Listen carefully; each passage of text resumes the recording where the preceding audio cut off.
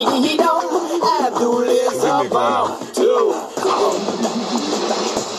feel the rhythm that I give him and the wisdom that I drop. You can't stop it, can't top it. Take a biscuit, sop it. It's ethereal, quite literal, more advanced than fiber optics. The truth that I flip may cause inflictions. I rip the script with conviction. I mean this. Alright, I grip the mic like kind of fiendish. Malik A. Willow B. Super genius in science and mathematics that allow me to say this. Not an ego, let's say we go back to Uraeus. You raw us, Uraeus, flee the chaos and confusion. Stimulating the five senses is not a mere illusion. Love and wisdom is art, put it together like fusion. Soldiers poised us out to give a new world a contusion. Diggity, he dumb, I'm Helen from the sun. Diggity, he dumb, I am the sum of none but one, composed of six gods in the mix. Diggity, he dumb, I'm Helen from the sun. Diggity, he dumb, I am the sum of none but one, composed of six gods in the mix. Heretics and some critics, they say we rank first. We're not the baddest of the bad, nor the worst of the worst. We strive for some embodiment in harmony with the universe. So whether we're unmovable like Mount Kilimanjaro, Africans will laugh again, so I say no sorrow. We are the people of the day before yesterday. We are the people of the day after tomorrow. I have a dream someday that our youth will be walking down the streets, contemplating, nibbling on ginseng roots, giving hell to those who aren't hard for sure, but for show. Pretending what you hadn't thought but said and didn't know. Claiming sets, throwing up gang signs, society's got you snared. What the hell is that sign language? For the spiritually impaired, I'm not a player hater, I'm just a player fader. What goes around comes around, vengeance is mine, I'll catch you later. Diggity, he dumb, I'm Helen from the sun. Diggity, he dumb, I am the sum of none but one, composed of six gods in the mix. Diggity, he dumb, I'm Helen from the sun. Diggity, he dumb, I am the sum of none but one, composed of six gods in the mix. No man shall get the best of me, one man's the great test of me, the part of me that strives up and begins to pull up the rest of me. Conquering selfish, true manifest destiny, and good reflects this. As I become more mindful, godliness pierces the blindfold, and I take it to the nine, so you can't check this. I pumps courage to the chest, when suckers come for test, and when they come for test, there's no need to press a nine. I've got to buck a sucker with great outflux of the mind. My clairvoyance is a product of mind sight, creating foresight instead of hindsight. My buoyancy is a reflection of my hardship. I've been through much, and I'm beyond death. My legacy is a reflection of my godship. I hold a tight grip until my last breath. Diggity, he dumb, I'm Helen from the sun. Diggity, he dumb, I am the sum of none but one, composed of six gods in the mix. No gimmicks, just a few turntable tricks, executed by DJ Superman top notch. More vision than Black Watch. He steps upon the heads of DJs like a quick game of hopscotch. Wherever the top drops, then we must begin with musical sustenance. True, that comes through the eye of the storm, though cosmic in fact. This child's tracks are produced in his humanoid form. We are the sum of none but one. Alright, family, huh? Yeah. Alright, family, yo, we are up, we are live. It's kind of dark. Let me see if I can fix that. Nah, leave it like that. Gonna leave it like that. Alright, family, you know what? That's one of the benefits of being dark. That's called camouflage. Camouflage. Where is my water? We're about to sip a little bit. We're going to discuss some of the stuff that's popping off with Kwanzaa tonight. It was a beautiful, beautiful, beautiful, beautiful, beautiful event. And I just want y'all to know, man, we had a good time. You know what I'm saying? It would have been better if all of y'all was there, but since y'all couldn't make it, we posted some of the stuff up. We got pictures that's going to be coming as well, so that you can go on and enjoy it. The Black Signal has just went out to those few hardcore listeners and stuff. I want y'all to know, family, I really, really, really enjoy rapitating with y'all every day. Lines are open. I'm about to stress that in the chat. We're also going to put it up on Spreaker so that family know that they could call in and have that discussion with us. I want to thank Storm and Brother Malik for the sum of one, because I couldn't find my whole tap beat. I don't know what happened. So, shit happens. So, we got to do it. So tonight we're going to go down the list of things that happened during Kwanzaa. We're going to get into these proverbs. I'm going to read the proverbs first. If there's anybody that want to call in, Okay, I was about to say, I thought I had the lines open. Lines up. I'm not connected yet. I don't know what's going on. Don't know what's going on. Let me refresh and see what's going on with the lines. See, I have problems connecting. Everybody in here got some type of device right now, so everything is slow for us. But we had a beautiful night, and I want to thank everybody that came out to join us.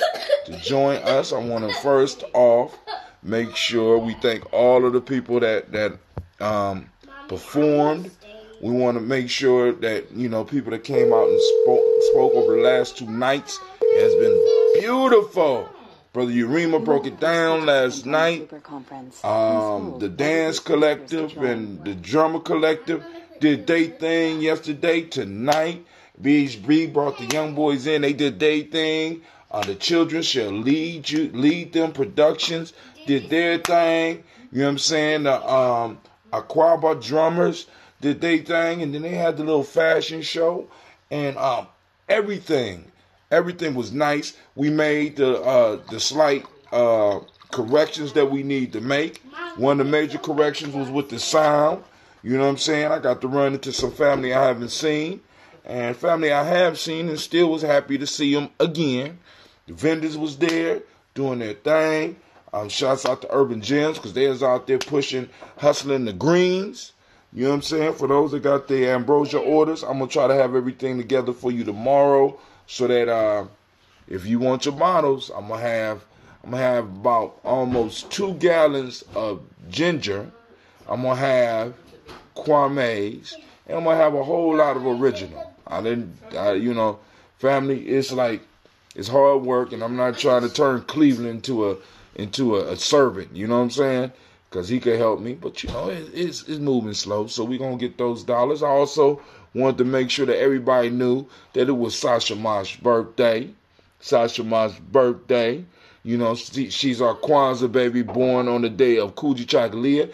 And what I wanted to kind of get out was we need to go and celebrate, especially during this time, because in many ways, we have a lot of Kwanzaa babies in our community. This could be their birthday party. You know what I'm saying? Kwanzaa could be the birthday party for the babies that are born during Kwanzaa. We got a 7-day period where we can knock out all those birthdays. People could go and put dollars on the collar like some of the elders did with Sasha, you know what I'm saying? And making her feel, because it was her day. But let's go down the list of what happened today. We did the procession. And as y'all see, we was able to stream it live, and we had the stream going on at the same time up above. We gave an award to BHB, the Kujichagulia Award, for all of the work that he has been putting in. And also, I didn't get the dates for the next Hip Hop Expo. Let me see if he put an ad in here. Nah. Oh, by the way, this is the book. This is the Kwanzaa book. Come on out, get your book, family. You know what I'm saying? We got businesses in there. And then for those that join me for the Daily Toast, look. Y'all see that?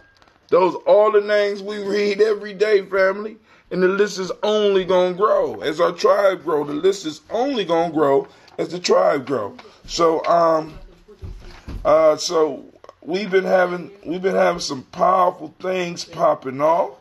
You know what I'm saying? We got some good information in the books for you. Come on out and join us. Anybody want to call in and talk about Kwanzaa? The conversation is popping off at 614. Let me call in line. 557. Hold on. What is it? What is it? Say the number. 614. 614. 556. 4535. I don't need you to sound off after I'm already saying it. That's kind of cheating. You don't think? You don't consider that cheating? No. I think that's cheating. I don't. Let's go and post it up on the timeline for Giami Journey. Old Tribal Quotes. There we go. Call in line. What number is this? 614-209-9012. Hey. I'm online. Call in lines 614-556-4535. I said dash 3. All right. All right, the restream chat is not up yet. So I'm going to try to get that up so that we go and get started. While I'm waiting for that to come up, I'm going to read the Proverbs of the day. We got a quick discussion. If we don't get no call-ins, and y'all know how Brother Hatim do it. I ain't got no problem. I ain't got no problem just talking. So I'm going to drink some. This call is being recorded. All right, we got somebody calling in. Who that on the line? I only need one. I'm sorry. What's up? What's up? How you doing? I seen you at Kwanzaa. What's going on? Not much. Just calling in, Hashem, yes. You ain't got no comments for the people. What did you think about Kwanzaa tonight? I thought it was fire. She said fire. I love the spoken word. Yes, I love the spoken word. I love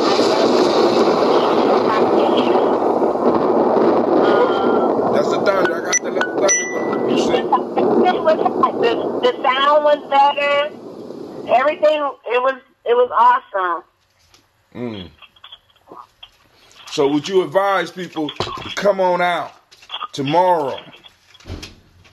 Come on out so y'all can catch up with what's going on. 614, call that line 614-556-4535. Come on in, come on out. Family, for those that missed it, we streamed some of it on Gianni Journey. Come out, make sure you walk out with your Kwanzaa directory, right?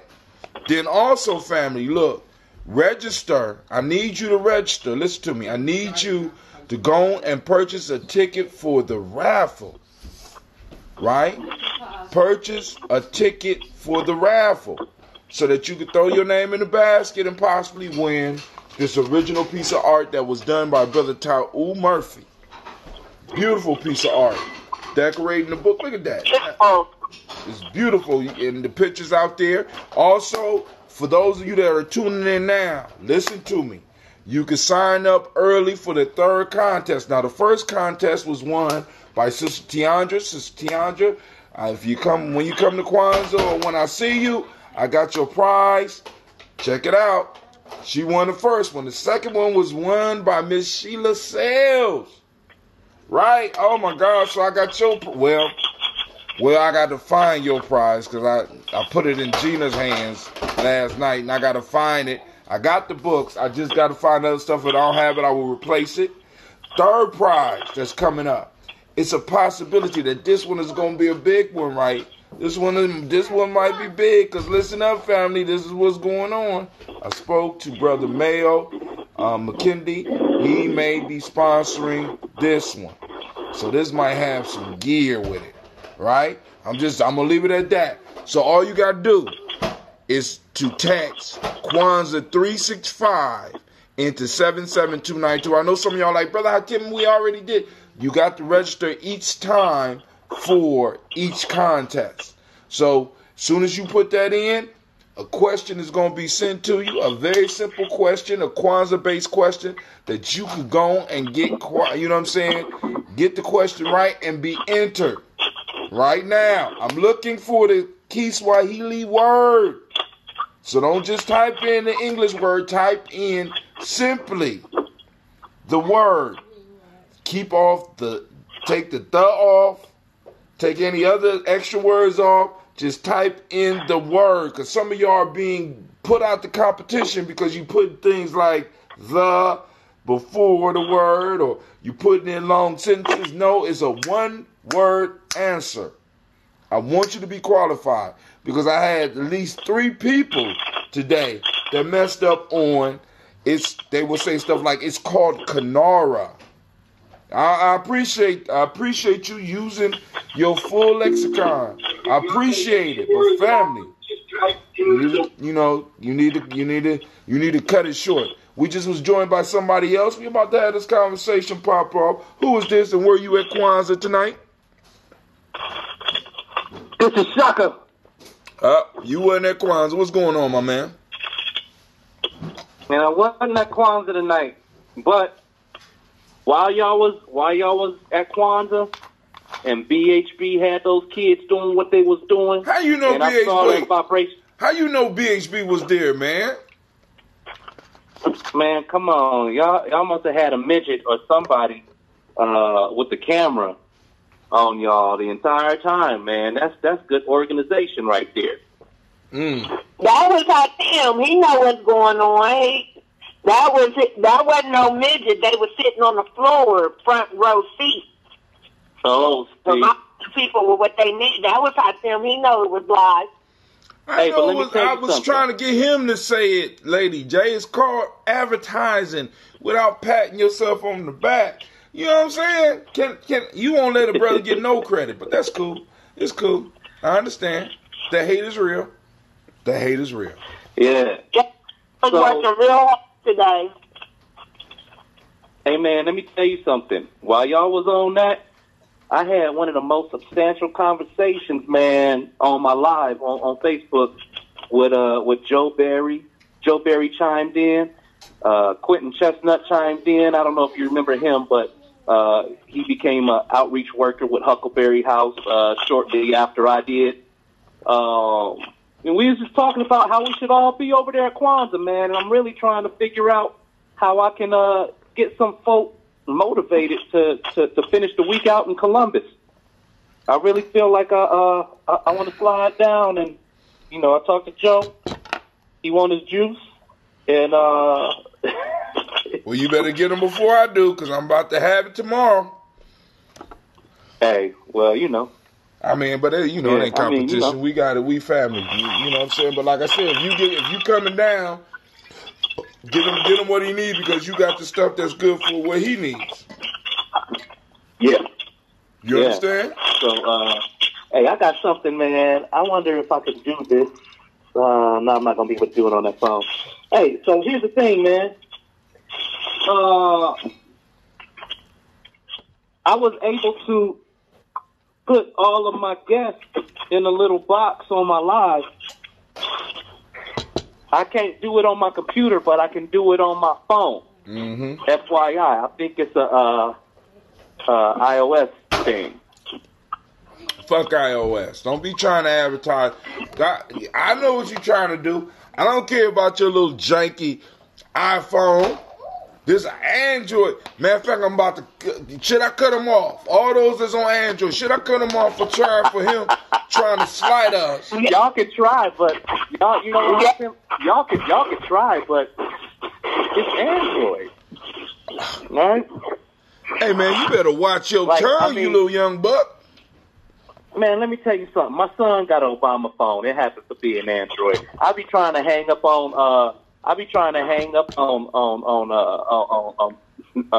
what do you call it, telemarketers or whatnot, and never do it right. It's not the same effect. Like, hey, call someone else. Click, and then 2 seconds. Hello? No, click. That's the Android predictive stuff, knowing that you really don't want to hang up. See, I'm just saying. But hey, so once again, we have. Hey, so check this out. One more thing. You know that glass that you're drinking out of right now? Mm-hmm. You talking about the real glass? Okay. The unbroken glass, the Android glass. See, Apple glass break. Android glass just keep on sipping up out of it. Hey, so Shepherd, are you going to be at Kwanzaa? Oh man, what it really comes down to is money right now. Right, that's what everybody, family. That's really what it comes down to. The organizers, of course, couldn't afford me. And so there goes that per diem thing. I would really like to. I'm not closing it out, even though we almost at the end. No, man, we on day 2. We on day 2.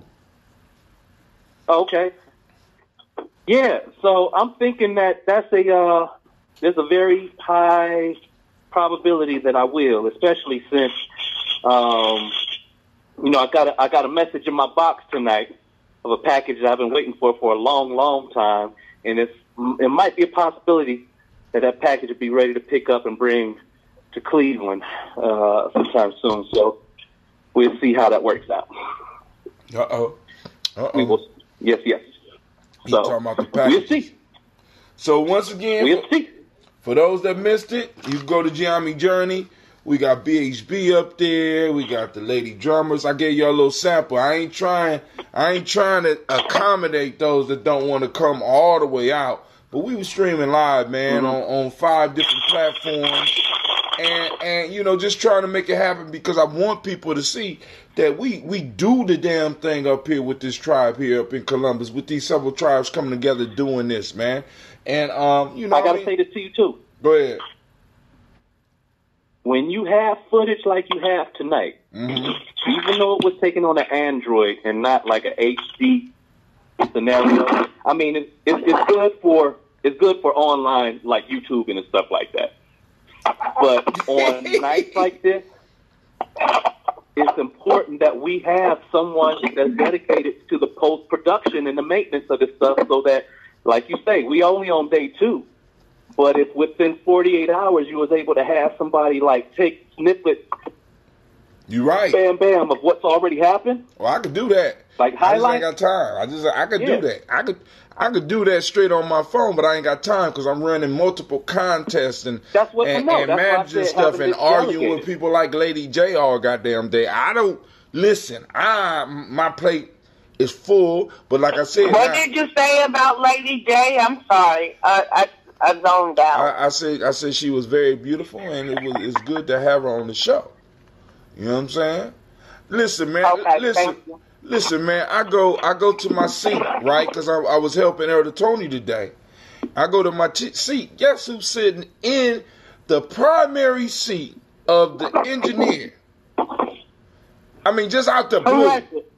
Just out the blue. I mean, doing absolutely nothing. I had to get her. I said, Lady J, if you don't get the hell up out my seat, there's gonna be some problem. Why is you sitting right there? What are you doing? What purpose is you serving? Get out my goddamn seat. I don't understand. Is that how you talk to people? Well, I said I put Queen on there first. Queen, get the hell up out my seat. I don't recall that. I think I was a witness of that situation. I don't recall that. You don't never recall nothing positive. You know what I'm saying? It's cool. I ain't mad at you. Then, Brother Quincy got up and hosted support you. But let me announce this for those that might be catching this early in the morning because I know people ain't used to me being on this late. Tomorrow on Nia for us, as far as Giammi Journey, but it'll be Ujima tomorrow for Kwanzaa or December 28th at 11 a.m. to 2 p.m. There will be storytelling at the main library. Bring your babies out. We're going to have some good stories. And, who knows? Maybe Mr. Brown or Brother Hatil might jump out there. Wait, time out. When is this again? I did get the message, but... Storytelling tomorrow morning at 11 a.m. to 2 p.m. at the main library. Because we have daytime activities. We have daytime activities. Hey, Hatim, why are you, I can hear Lady J just fine, but what's going on with your phone, man? Ain't an Android joke neither. I'm really concerned. Hey, listen here, man. You about one more Android joke to being in Hang Upville, right? I'm gonna show you how this shit can hang up. Keep it up. Hey, Lady J, is it you or does he sound like one of Charlie Brown's teachers? She can't hear you. I'm team Android, so I'm not going to say anything against this man right now because we are allies. Oh my goodness! The enemy of my enemy is my friend. God damn it! That's one of those proverbs. Yeah. So here we go, family. We are on tribal quotes. We are on tribal quotes. Well, sometime. Let me just preface that sometime. Because sometimes enemies are just enemies. God damn it. And, We must crush them and grind them to the dirt. But Lady J, you're not really my enemy. All right, Shed Haru, Tahuti, Sarah, peace, my friend. I know, I'm your frenemy. We're called frenemies. No, you just my sister. That's how me and you. That's how we get on. That's how we get on. Me and Tyrese do the exact same shit. So, you know what I'm saying? That's just the way it is. And because, and I just want to say this is a compliment. And because you a thinker, it is good to strike up, or when you strike up conversation, for either way it goes, it's always good because I always leave with a thought on my mind. It's sort of like talking with most of the Daily Toasters or people that call into the shows because they're thinkers. And it's like, I'm not just going to go for your shit, hi, Tim. You know what I'm saying? I love that because now I got, like this morning when Quasi said it's like a well-oiled machine. I say we don't want to be well-oiled machines. Nature's not not a well-oiled machine. And he came back, and I had to step back and think about it. You know what I'm saying? I love that shit because it's like that reminds us that we always have room to grow. We always have room to adapt our views. We always have, you in the midst of battle, sometimes you might need to drop the sword and grab a spear. God damn it, you know what I'm saying? Because the enemy is constantly changing and morphing. So now, what I'm going to do, I'm going to open up the Giami Journey Workbook, which is one of the prizes for the winner tonight, which is Miss Sheila Sales. Thank you for participating. I want to thank all those people that take the time to look at the text messages and follow the instructions and fill it out. I really appreciate y'all. You know what I'm saying? But those of you that's on here right now, if you want to be in the contest, text Kwanzaa 365, Kwanzaa, KWANZAA 365 to 77292. Now, for those that want to be on the tribal quote list, what you do is you type in tribal quotes to 77292. All right, so let's do that. And also, because we build them back up, you're not on the list. All right, now check this out. If you're not on the list, it will put you on the Kwanzaa list if you do Kwanzaa 365, and I'm gonna start sending stuff out to there. And always with this system, you have an ability to opt out whenever the texts become too much. Now, for people that get on the Kwanzaa 365 list until they tell me otherwise, I will let you know when we do the tribal quotes and folk tales for grown folks, because those later in the night. If you want to be on the toasters list, text toaster to 77292.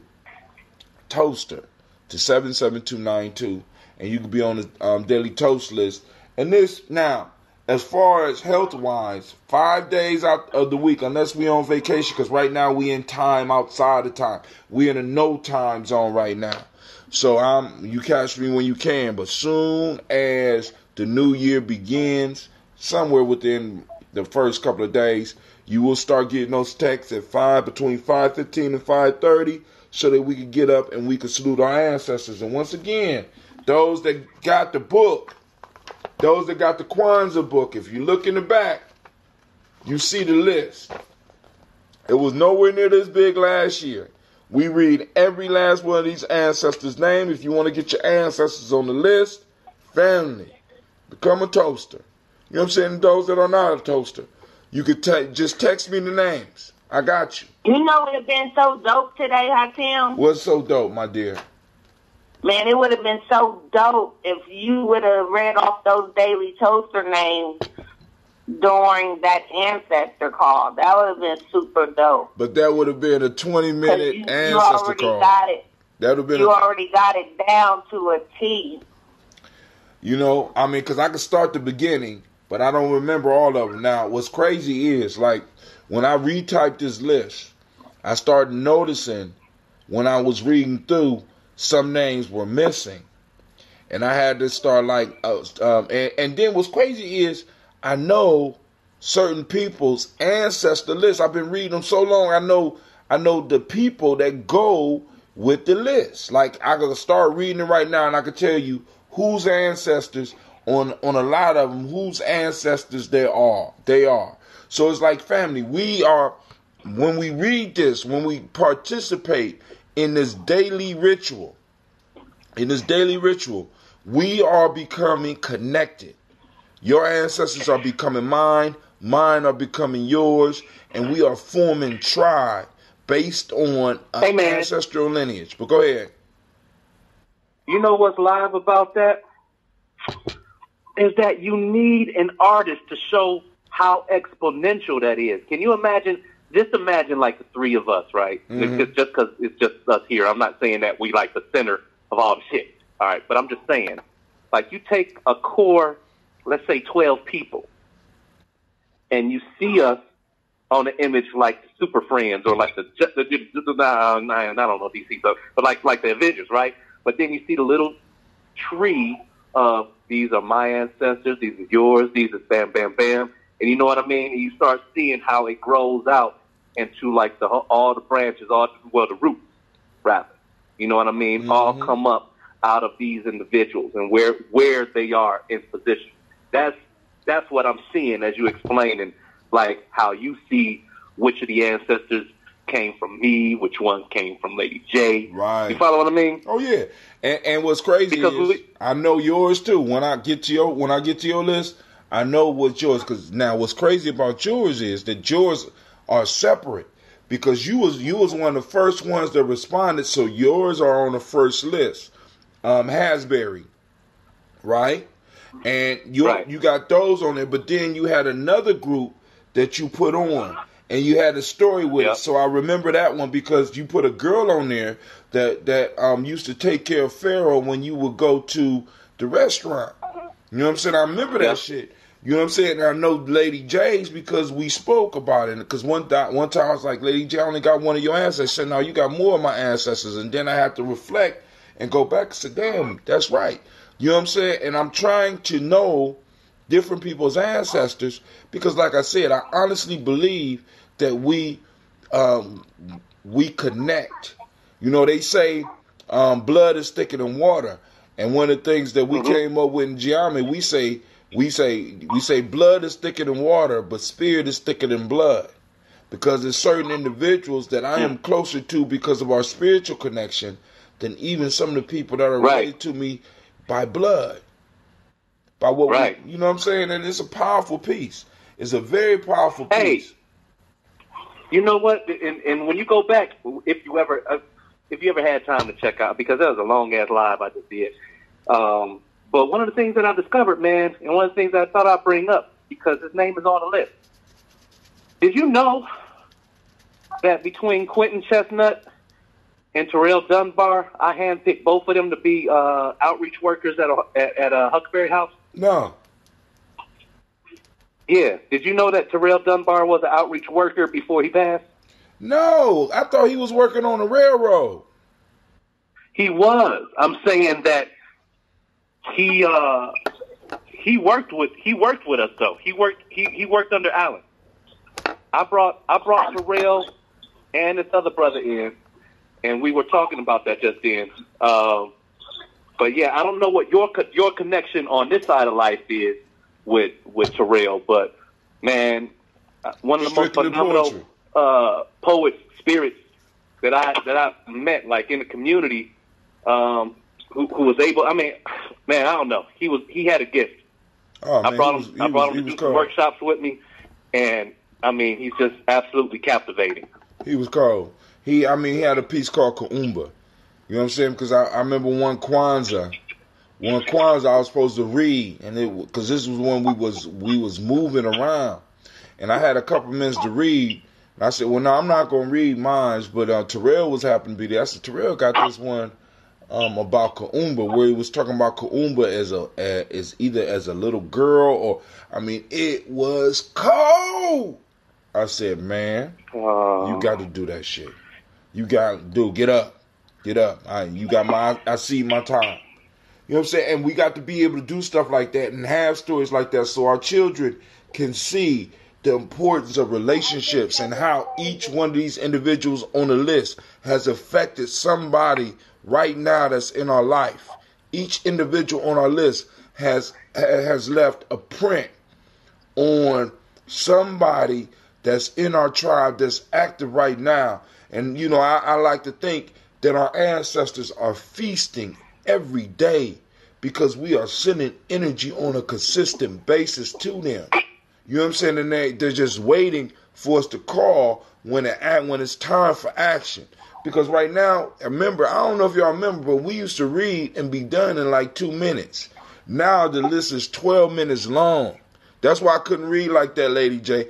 12 minutes. Because right now people talking about, we take up too much time and it takes too long. And I'm sitting up like, you know what I'm saying? For me, I'm in no time because like I was explaining this morning, I've been able to scope my life around this nation building thing.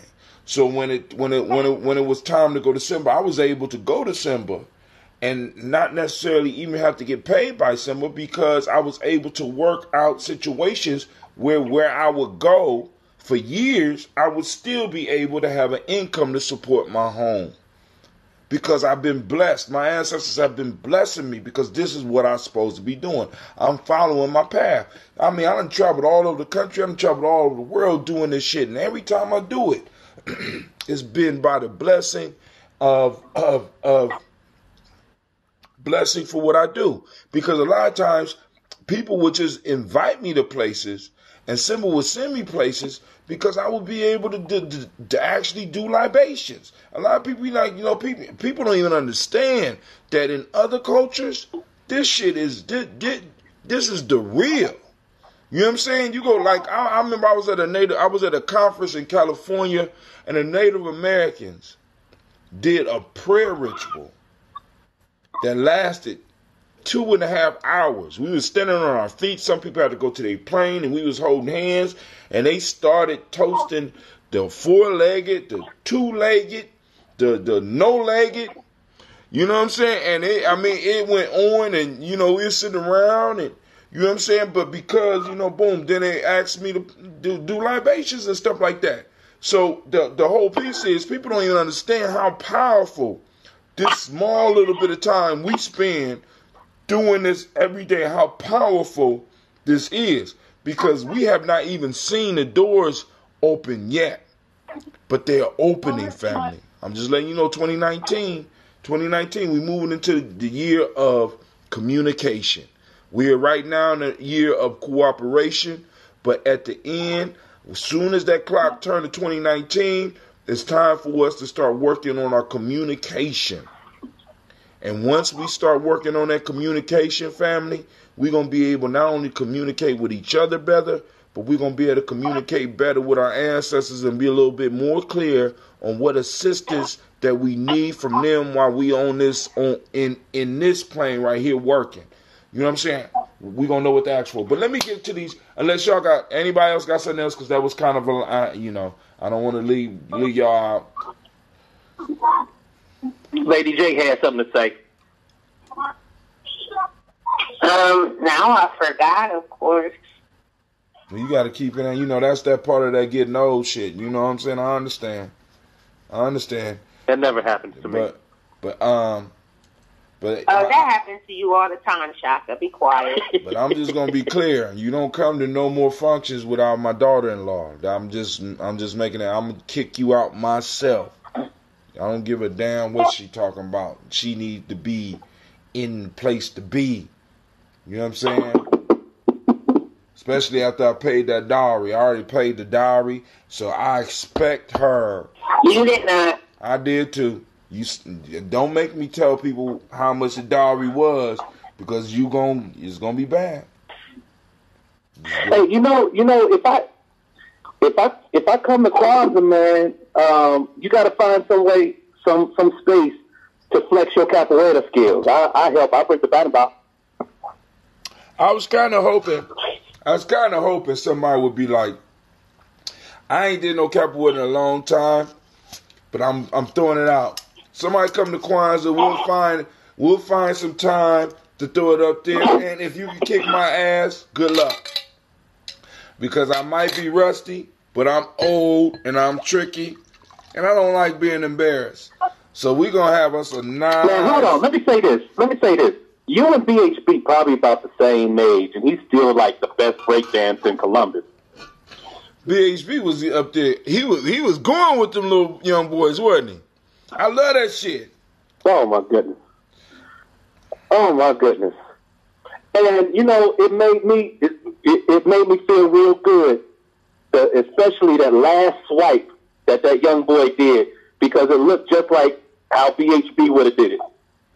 Hey, perfect. The windmill, to this day, I still can't windmill. I'm not coordinated enough. I can't windmill. But when I saw that, I said, man, you know what? Good night. Good night. Hey, it's going down. But hey, I just pulled up my timeline. Oh yeah, man. Hey, it's all on here, family. Y'all need to go in here. And y'all, I mean, like and follow BHB so you keep up with that. And then on top of that, the Hip Hop Expo. As a matter of fact, I need to go and get in touch with BHB, and because I'm trying. What time of the year do we usually throw that? It's in the winter time around what time? That's on March 31st. March 31st, usually, or the 23rd of March. The 23rd or the 31st of March, and then October 23rd, I think, for the showcase. Because I'm thinking we need to add that to our calendar of holidays, because he you know what? He has built that up. Yeah, because I'm thinking Black Phoenix is definitely going to have a booth there. Why we do a collective booth? That's definitely possible. That's definitely possible. Yep. You know what I'm saying? So yep. So let's get into these quotes real quick, because Lady J is getting quiet. She, Day 54. All the forces in the world are not so powerful as an idea whose time has come. That's Victor Hugo. At least that's attributed to Victor Hugo. Number 2. The only real failure in life is not to be true to the best one knows. Ooh. That's number 2. That's by the Buddha. And the last one. The reason two antelope walk together is so that one can blow the dust out of the other's eye. That's an African proverb. So, Shaka, you was the first online. Which one you want to do? I want to start with number 3. Number 3. The reason two antelope walk together is so that one can blow the dust out of the other's eye. I wanted to start there because it was something that Baba Tony said earlier tonight that really resonated with me. And before I misquote him, Hatem, can you reiterate what it was? Because I know that you were listening intently, where he described the difference between the European and the African eye. European, I don't remember. Go to fill me in. He said something to the point that the European eye pertains to the individual. Oh, the eye, not the eye. Oh, okay, yeah. With the eye, the European eye talk about more of the individual, but the African eye is always, in a sense, talking about the collective. Is somebody else on the line?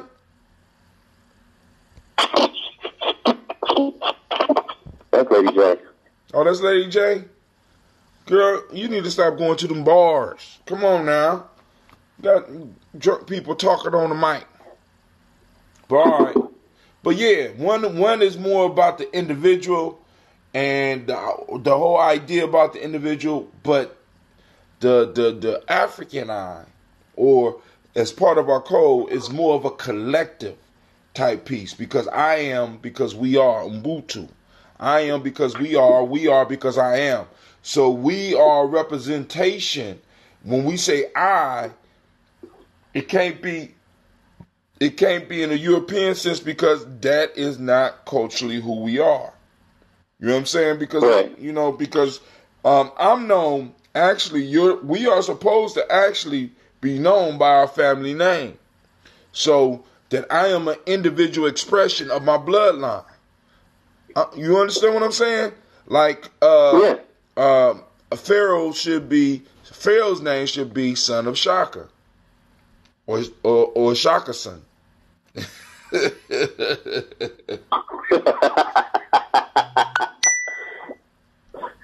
And that's why I named him the way that I did. You know what his name is, right?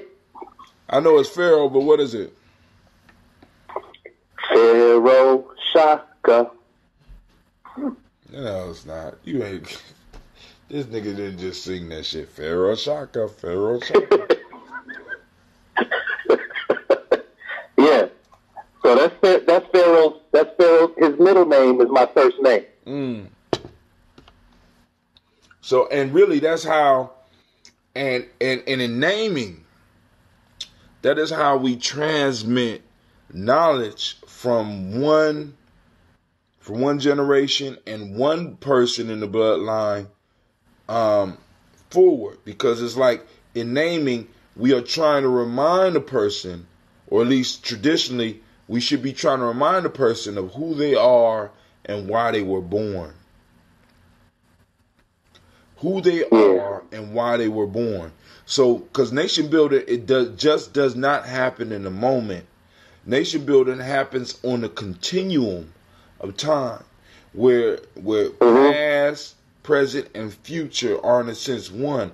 So when I'm naming a child, I'm naming a child on a foundation of the past in the present, so that we can get the future outcome that the people need. You know what I'm saying? And but if you don't have understanding, you're gonna miss out on that whole shit. Right? But hey, alright, so you wanted to talk about that one, so you had me go over Elder Tony shit. Now the reason two antelope walk together is so that one can blow the dust out of the eye of the other. Come on, Shaka, break it down. Go ahead. Functionality. Go ahead. Functionality. We may not ever discover our individual gifts until we come together collectively. Who knew that antelope's whole purpose was to blow the dust out of his brother's eye, unless he stood shoulder to shoulder with his brother in the first place? You got me saying the antelope cry.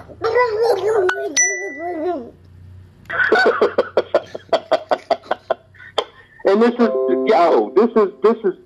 big to me, because that's what my whole life was just about, Tim, was about this proverb right here. I even had my own blood cousin come on the line. Listen, my own blood cousin, man, I mean, I'm proud of him. He's a decade younger than me. He got a job with the law. He wearing a ring.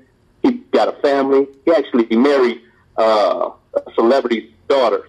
So it's like what he has in family, he understands the value of it, and he keeps it sacred.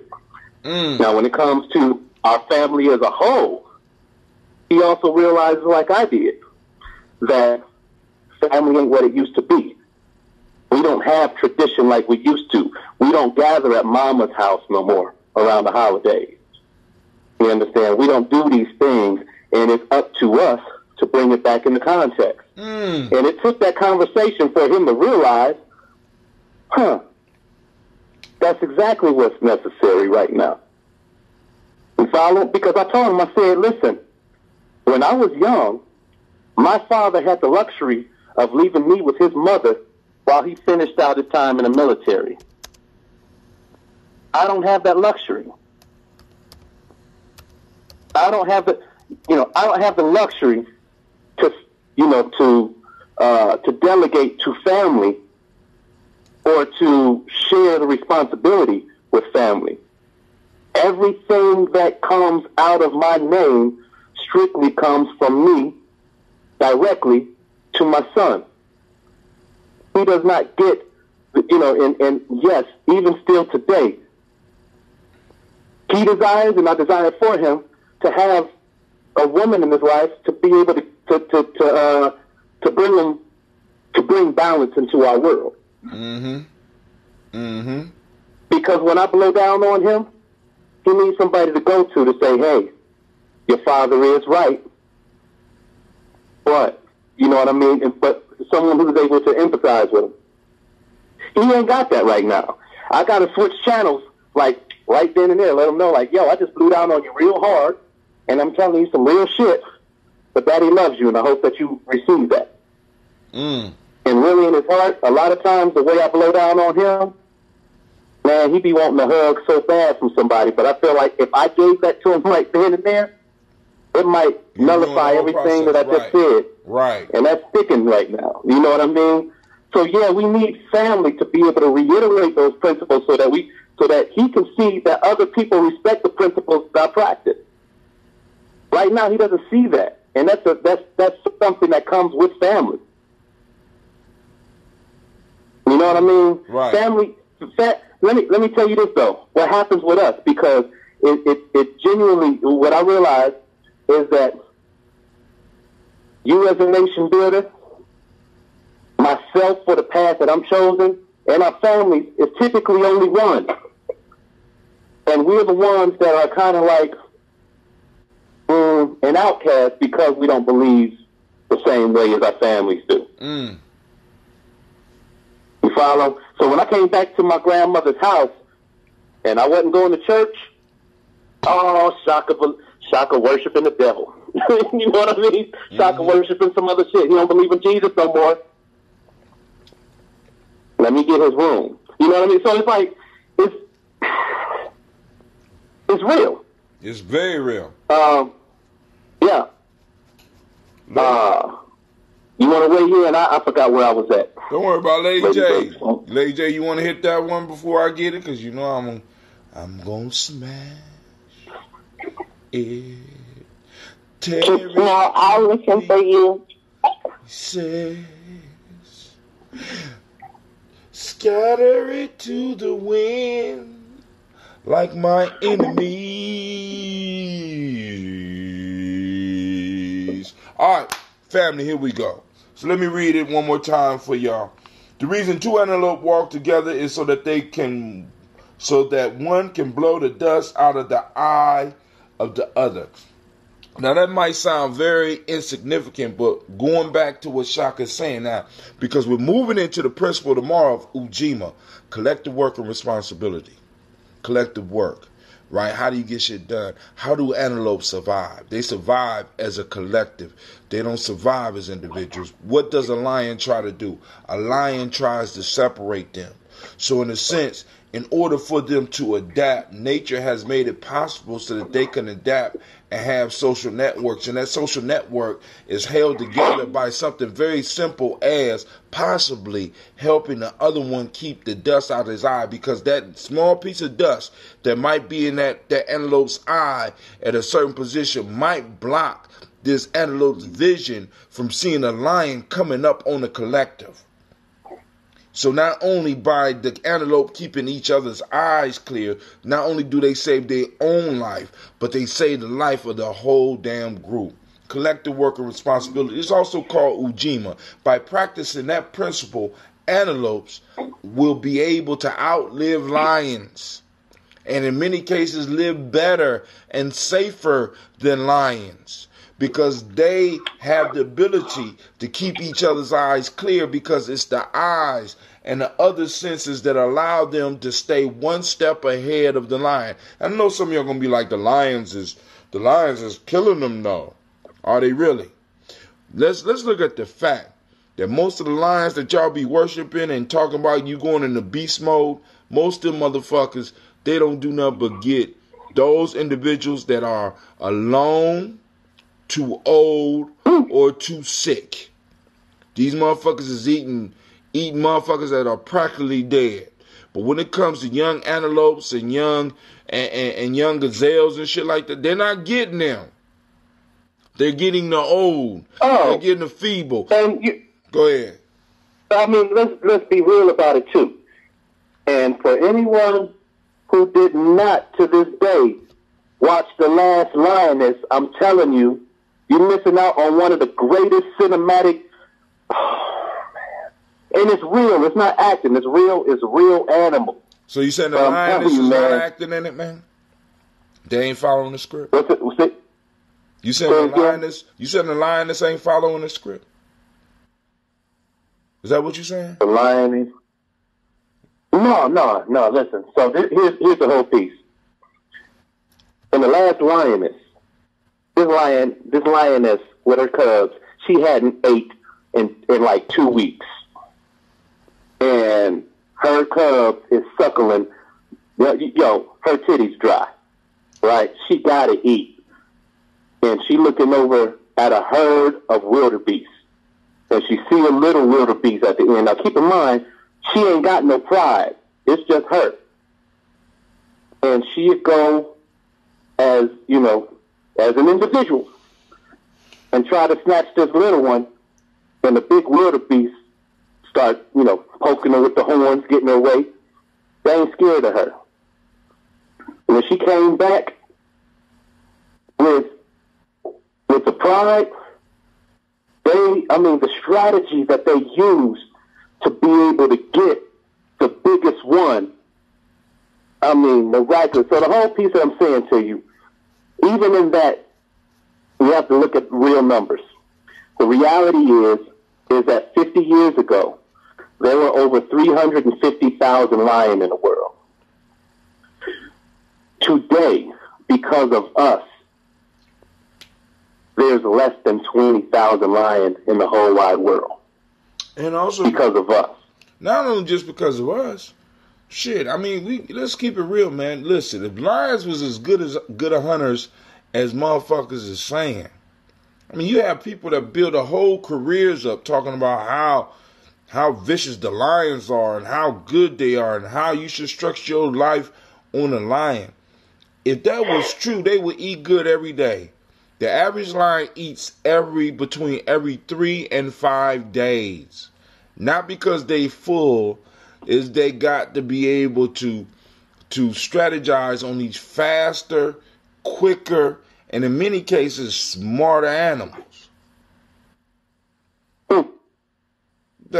So, a lion in captivity, is he eating better? Is he better than the ones out in the wild? Shit, they eat every day, man. Those, listen. This is the drawback. See, because what happens is this. Think about this. When they take a wild animal, when they take an animal from the zoo and put them in the wild, they have to train this motherfucker on how to get up and get out there and get their hustle on.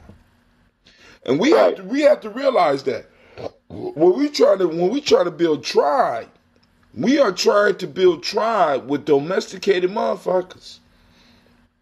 It's like trying to make a cat wild again after he's been used to going back inside the house and being able to eat. I could play wild, because this is what we got right now. We got black people playing wild. You know what I'm saying? Like we saw examples of it at Kwanzaa. You could take the wildest of the domesticated, and hey man, the one thing that we ain't got that caused us to lose from the very beginning is muscle memory. Muscle memory. Like, all right, this might be a little outlandish, but just an African that's been shucking spears for survivalhood his entire life. Now, he can come over here, we toss him some pig skin. He probably got a better arm than our best quarterback. You know what? You laughing, but shit, a motherfucker, you know what I'm saying? But they might not be able to apply it to the football, because what we got to understand, those type of games, the type of games we play are domesticated games. As violent as they look, they're very domesticated and they follow a very precise rules. And somebody coming out the wild will see the football and be like, this is a useless ass activity. Basketball, this is, this is useless as hell, because it don't really apply to real survival. You know what I'm saying? It don't, I mean, when you look at a lot of shit that people are doing, it don't really apply to real survival. We are domesticated, so we're trying to take domesticated people in our tribes, and the issue is that domesticated beings, right, think they are something that they are not. So they will always go back to eat out of master's hand. We gotta be clear on that shit. We gotta be clear on that shit. So a lot of times when we dealing with people that say they want what we got, they don't understand that we got to come out of the domestication process. See, slavery domesticate your ass. So as much as you want freedom, as soon as your ass run out there for 3 days, you start wondering, well, damn it. At least I used to eat regular. At least we used to eat regular on the plantation. I mean, really, because I mean, we might need to go back and look at the records and see how many ran away and came back. Shit, how you gonna find that out, Tim? Dude, listen to me. You will be surprised. You saying that the slave owners had a way of reporting them AWOL, and it's like, he was returned on AWOL, called a social worker. Listen to me. All of the shit that is being practiced on individuals on their jobs right now was mastered during slavery, keeping track of how much production you was doing. And when motherfuckers say when people say best practices, we have to understand, even with educating our kids, when people start quoting shit from best practices, you need to see where those practices came from. A lot of that shit was originated when we was in captivity. I mean, think about it. These motherfuckers was studying us. Listen, you got to understand, because cotton, I want you to think about this. At one point in time, cotton was not the best product to actually grow. But once the cotton gin came online, they had to learn how to make our people more efficient. So they had to learn how individuals pick. They had to look at shit and come up with incentives to get people to be more productive.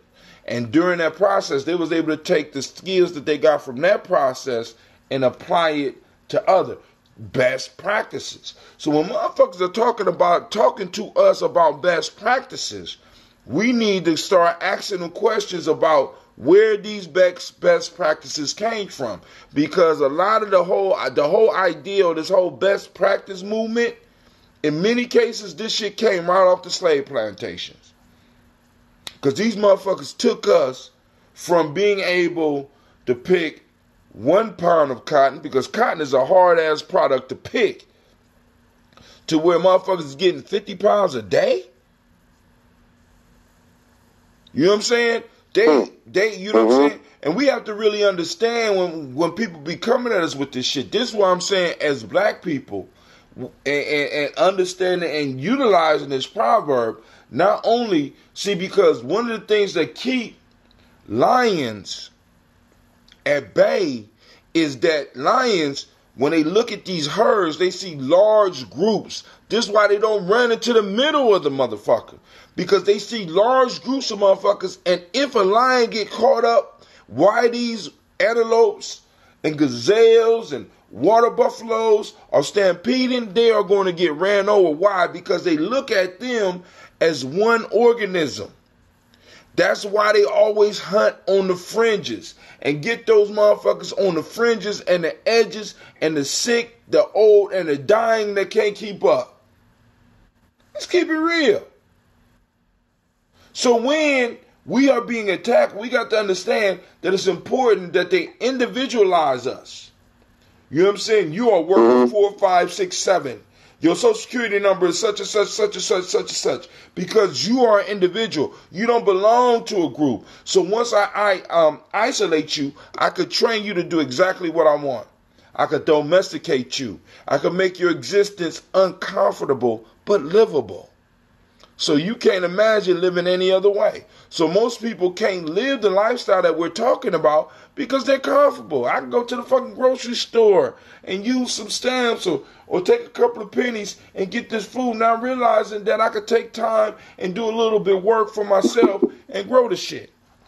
I'm running around with dust in my eye, so I really can't see what's really around me. I can't really see what's going on. I don't have other antelope around me that's wiping the dust out of my eye so that I can operate within the organism. You know what I'm saying? Because the same strategy that antelope and optimize on my task. Not only become the best at my task. Become the best at my task. Become observant. You know what I mean? I'm just saying, man. It's careers built on motherfuckers talking about I'm going into beast mode like the lion, and the lion. Man, let me tell you something though. I mean, here's the piece. Here's the piece. Beast mode, my element. I need to make this clear because we talk about vibration, but when we see it in the mix, we don't get it yet. It's one thing, Hatem, for you to know me the way that you do. But you know it's another thing to see me on a bandstand. That's my element. With a microphone in my hand. That's my element. I don't think you have beast mode that way. Right? I don't think that's beast mode for you. I think that's collective mode. I think that's actual wild herd mode. Human beings, let me tell you something, man. Think about this shit. Human beings never operated in the predatory mode of lions. You can't take down no water buffalo by yourself. Y'all will have to play jazz. No. Boy. No. Let me get to because we're saying the same thing. But what I'm saying is that when I was watching the footage, the live footage of y'all out there, and I saw BHB doing his thing, that's his element. The one thing that people remember about my band Soul Star is that Soul Star was a matter of being able to come out and see the best of the best in their element collectively. You talk about me, you talk about Eddie Bayard, Perez With It, BHB, Craig Digger, whoever the DJ was then, Necessary from Spirit, and or his brother Malik. People, when they see us together and they know that we didn't write down a set list, that we gonna do what we're supposed to do, we gonna entertain, we gonna sweat doing what we love doing. That's what people come out for when it comes to, that's what I try my damnness to cultivate on every event that I do. So when I'm thinking about it and I'm watching y'all, and in my mind I'm thinking about a relocation, like, yo, my introduction has to be that so people identify with that, because they're not going to remember it. Because it's an experiential thing. If you've never experienced it, you have no idea what we're talking about. You have no idea what our potential is, you know. And as I was sharing these stories with Lyric, with Joe Berry's nephew, he was sharing stories with me about how all of those people that I just mentioned from Soul Star. Stop, slow down. Lyric is Joe Berry's nephew? Yes. Shut up. All right. Oh man, small world. But go ahead. Yeah. So Lyric is telling me how all the other members from Soul Star, or that Soul Star movement, influenced his life a great deal. He said that's where, he said, Capacity over there with BHB and Dion, and that's where I met my wife at. Dion is the one that taught me how to be a wordsmith. BHB to this day inspires me every time I see him. Yeah, his son is one of the best breakers in Columbus. His son been breaking since he could walk. Lyric is truly, it truly represents the culture, family. I mean, that whole family truly represents the culture. But go ahead. Yeah. Oh man, why did I bring this together? And so don't get them in front of me because I'm about to lose my thought. So what I'm saying is that when I come back, it would be lovely to be able to invite all those people who I just named to be able to do a symbiotic cipher set and really kick it off like that. And then it came to my mind, like, what would that cost? And I'm saying for me, for what this movement is, why should that be the next question? Why should it be a question of how much it's going to cost for me to get people together that I consider tribes to be able to step into this next phase of tomorrow where I am the antelope and you are the, you know what I mean? Right. For us to get into our natural formation, to do what we do. Why should my next question be, at what cost? And I don't know. Maybe it's the right question to ask. But if I invited all of those folks and understanding how significant they are to this thing, what will it take is the real question.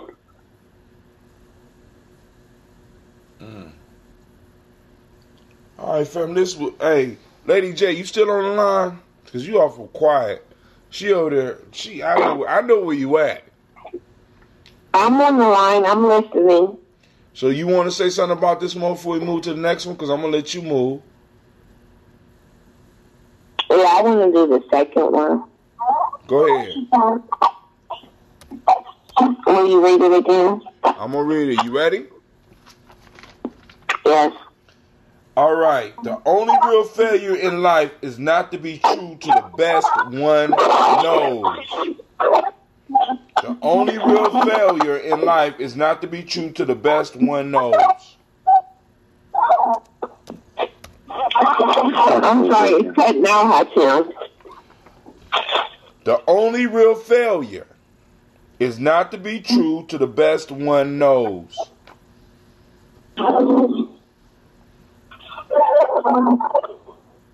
Okay, you go first, Hatim. I broke up again? No, you go first. Why you want me to go first? All right. The only real failure in life is not to be true to the best one knows.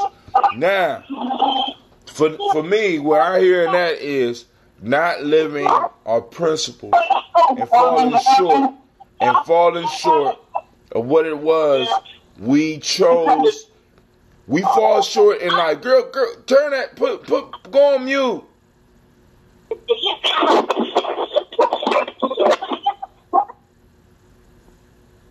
For us, see, because now in Geometry Journey, one of the things we talk about is how we was chosen to be born. And I know many people fall out with this one because, it's kind of rough talking about 1 minute we could be gods, the next minute, you know what I'm saying, I didn't choose to be born and shit. Listen, one of the things we get into with in geometry, some discussion is you chose your parents. You chose to be born.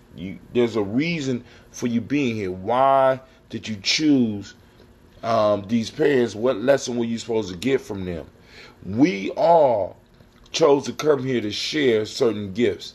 And when we fall short of that, we fall short on life. Now, what I believe this proverb is talking about living to our fullness. The only real failure in life is not to be true to the best one knows. I believe that a lot of people are not living true to the best they know because they are following a narrative that does not work for them, that does not allow them to reflect their best. See, for example, with a lot of us, we was taught that we need to go on and just pursue money. It's all about us. When in fact, if we was to look at the first proverb, how it's about us developing tribe and social networks and moving through life as a group so that we can protect one another. Now we can apply living to our fullest because it's like, one of the things that I really want to do was I like philosophy when I went to college. But at that time, it was impractical for me to study philosophy, which is exactly why I should have went and pursued that shit and mastered that shit. You know what I'm saying? Because Because oftentimes by us pursuing money or pursuing what we have been taught is valuable, we miss out. Because I want y'all to think about this shit, family. I want y'all to think about this. How many scientists have we put in the grave? How many world changers and world shakers have we put in the grave that stop pursuing their fullness and start pursuing what everybody else told them to pursue? How many of them, because we forgot that we chose to be on this planet and we forgot what we came to this planet for? How many of those people have we put in the grave and basically lost a fortune in wisdom, skill, and on top of that, an innate drive that they was never exposed to because they forgot who the fuck they were?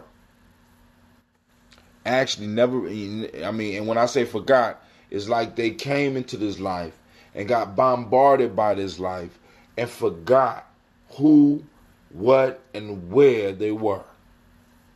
Family, I'm just asking that none of y'all become that. Understand that each of y'all was born, and see, and I just want you to just, for a second, step out of your life and just imagine, what does it say if you could be like, I decided to pick my parents. I decided to pick this path in life. What power does that give you? Right? Because I know a lot of times y'all listen to me. I'll be like, we got to get reparations. Brother Hatem, you just blame the white man for everything. No, but what I'm trying to do is I'm trying to assign what is necessary where it needs to be. But what I want to do is first give you personal power to say, hey, I chose my parents. Let me look back at my life and see what lessons I need to learn so that maybe it will help me identify my Nia, which we will be celebrating in a couple of minutes. But we can't never find our Nia if we don't remember why we chose to come here. See, a lot of times we equate it with just random occurrences and shit. But yet we talk about how spiritual we are as a people. So either we're spiritual or we're not. Either you're spiritual or you're not. You know what I'm saying? It's like a lot of y'all want to play with the spirituality shit, but then you sit around and be like, you was randomly created and spit out into this motherfucker. If you're talking about spirit is a form of energy, and according to the laws of conservation of energy cannot be created or destroyed. It can only be transformed from one state to another. So that means that you have been around since the beginning. And if you have been around since the beginning, that means that in some form or fashion you've been making some choices or you've been flowing into some situations. You've been here. So what happens to your life when you start really analyzing it and pulling out the lessons, as painful as they may be, and turning around and using them for your bloodline? And I have to stress the bloodline, right? Because this is the issue. Your bloodline is under attack. You as an individual are not under attack. The bloodline is attacked, because as long as they can keep you coming in here and keep you being born under trauma so that you can forget why you chose to come here, so that you can just live out your 50, 60, 70, 80 years lost, they benefit. Your enemy benefits because they are warring on you generationally. They're not warring on you as individuals. And until we're messing up like that. Somebody fell off the line. Who hung up on me? Which one of you? Who hung up? Let me see. Of course. The one that don't want to talk about this one. Go ahead, Brother Shaka, because we're going to end it on this one, because I'm about to take my ass to bed. I got to get up and do the show. I got some other stuff to do. I'm old. I done drunk 2 glasses of this ambrosia. My bowels want to be released.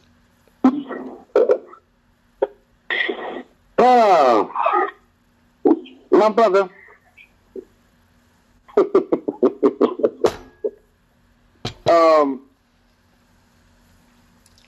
Man, you hit so many different things, and then I was gonna chime in at the very last part. Do you remember the last thing that you said? Man, if you don't catch it when you catch it, I'm tired. I've been running my mouth to Kwanzaa and shit. Speaking of Kwanzaa, I hope to see y'all at the celebration tomorrow. Get your ass up and come out. That's all I'm going to say, but go ahead. I know. 6 p.m. And then we also have it from 11 to 2 for those parents that are off. You want to take your children somewhere so they could be, go ahead, bro. I do those commercials. Yeah, man. After I lose it the second time, I'm like, All right. So, damn, Hot Tim. All right. I'll be honest with you. Go ahead. When you was reading it, can you read it one more time? I'll weigh in, and we can just go like that. The only real failure in life is not to be true to the best one knows. I don't understand that. Right. The best one knows. The best one knows. So Shaka, let's just say this. It's not to be true to the best one knows. Now, who controls what you know on this planet? Oh, wait. So you're saying the best one knows? Best one knows. So if I limit what you know, I control you. Because you're not living the best life. You're failing. Because if I shut you off, like one of the things you try to do, you shelter your son in a way where he can run into the true best he knows. Because you know that if you let him into these institutions, he's going to run into the best that other knows, not what he knows. Right. Because of the type of child he is. Many of us, we turn our children over expecting the best to be brought out from them. But the question that you always need to wrestle with is, why would anyone educate their children over yours to become the boss of their children? That's like me being given a whole bunch of kids and told that I need to make them superior to Cleveland, Tasha, and I'm not going to be able to do that shit. I'm not doing that shit. Right. Let's be honest about that. Yeah, and that's the thing is that, like, what you talking about, we always see the other side of that because we hadn't planned it that way. Racism, you have to be planful about, right? Nepotism, you gotta be strategic about. Make sure you ain't breaking no laws, even though it's unethical, right? Wait, like, now, my dad. Hold on. The reason why my dad had such a George Jefferson attitude about shit nowadays is because, listen, coming out of the military and being a steel inspector since he was like, in his early 20s, when he was in his 50s, he was training 20-something-year-old dudes to take the job of his supervisor. Right. So the thing is that, man, we are, so let me back up a little bit more because, like I said, this had already been covered between the conversation with Lyric and I. When you go back to that, he started talking about Reformation.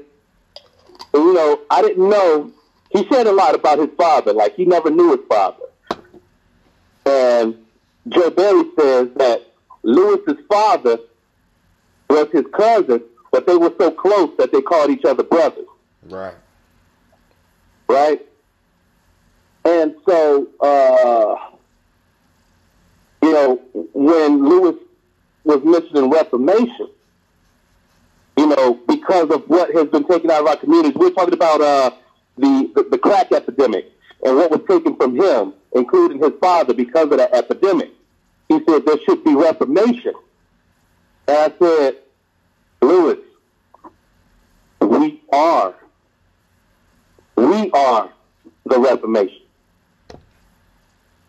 We are the best thing that came out of that, with the potential of being able to expedite our own empires based on alchemy. We are the Reformation. If we fall short, then our children inherit that. Our children, exactly, which is nothing. So we have to move. We have to remember who we are, where we are, when we are, and move forward full force. This is why I tell black folks, family, listen, you have to start learning how to make people feel uncomfortable around you. You got to get used to people being uncomfortable around you, because this whole respectability shit, we need to clear this shit out, because what that is basically kowtowing the master to do, so that you can, so that you can get along. We have been domesticated as a people. See, because I want y'all to understand, I want y'all to think about this. Trump is a racist white motherfucker, but he speaks with admiration when he talks about that little motherfucker in North Korea, the president of China. Why?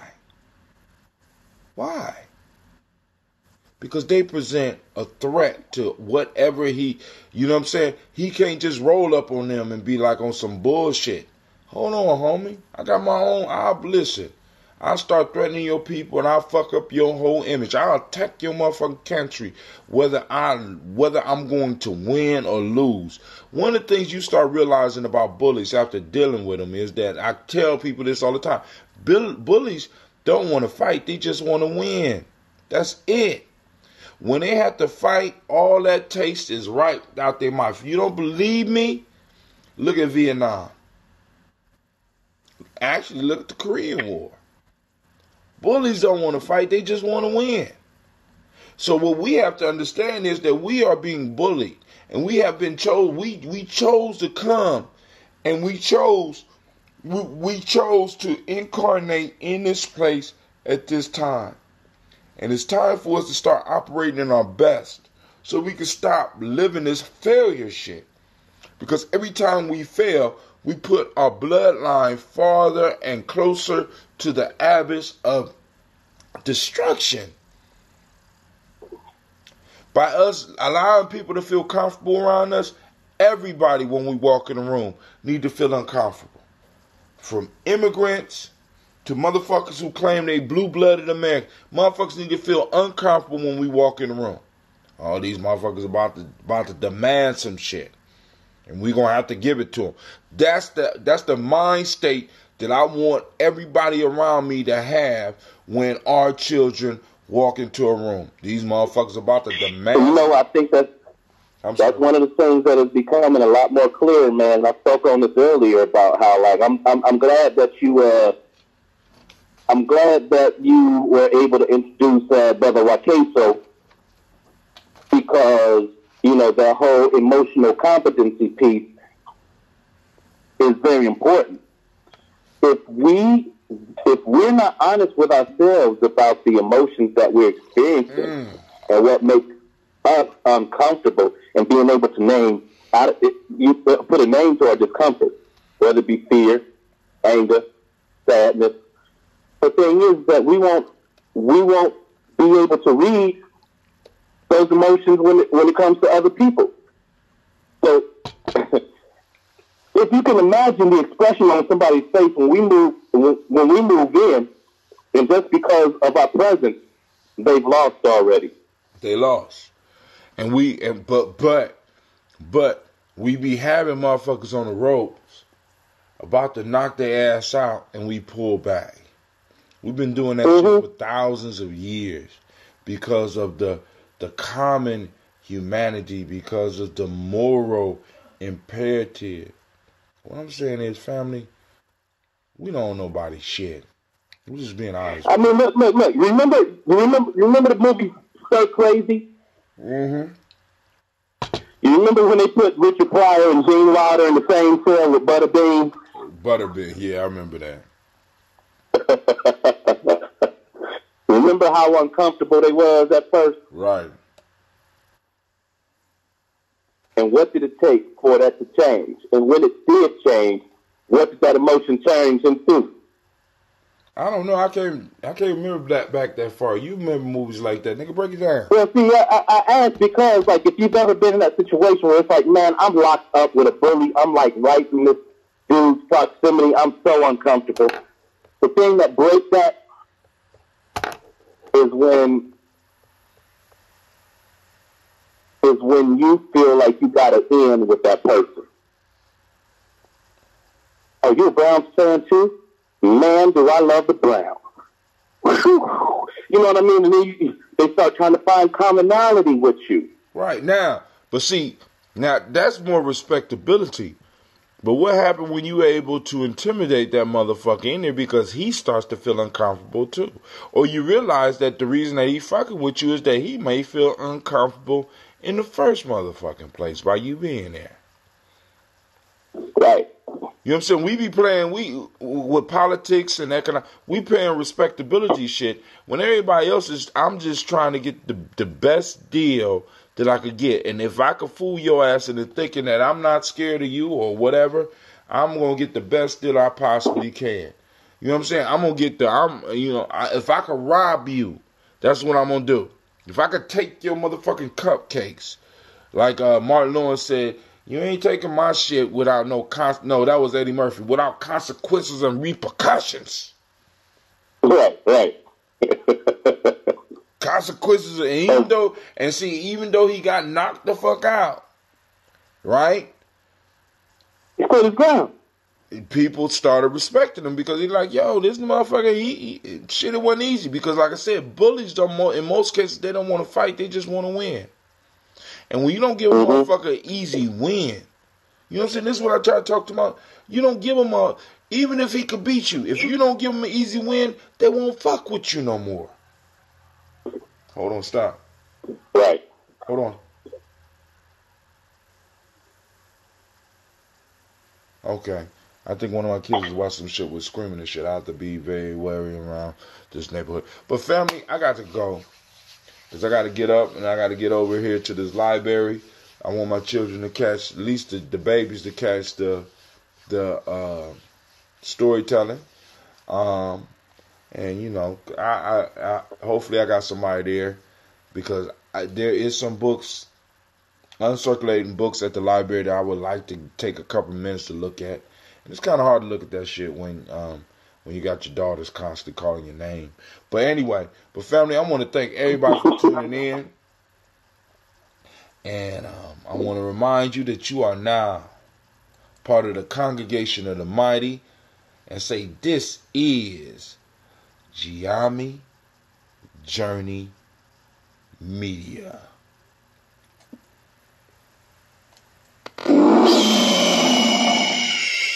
Damn.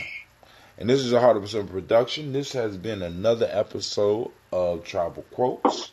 I take time to thank Brother Shaka, as well as the listeners, as well as Lady J for calling in, and all those that's listening. I want to thank you, and I want to let y'all know that we strive to blow up your old paradigms, because that's what's holding us prisoner.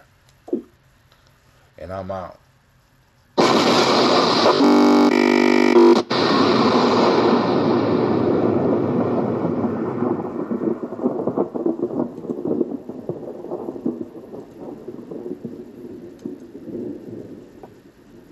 Peace out, fam.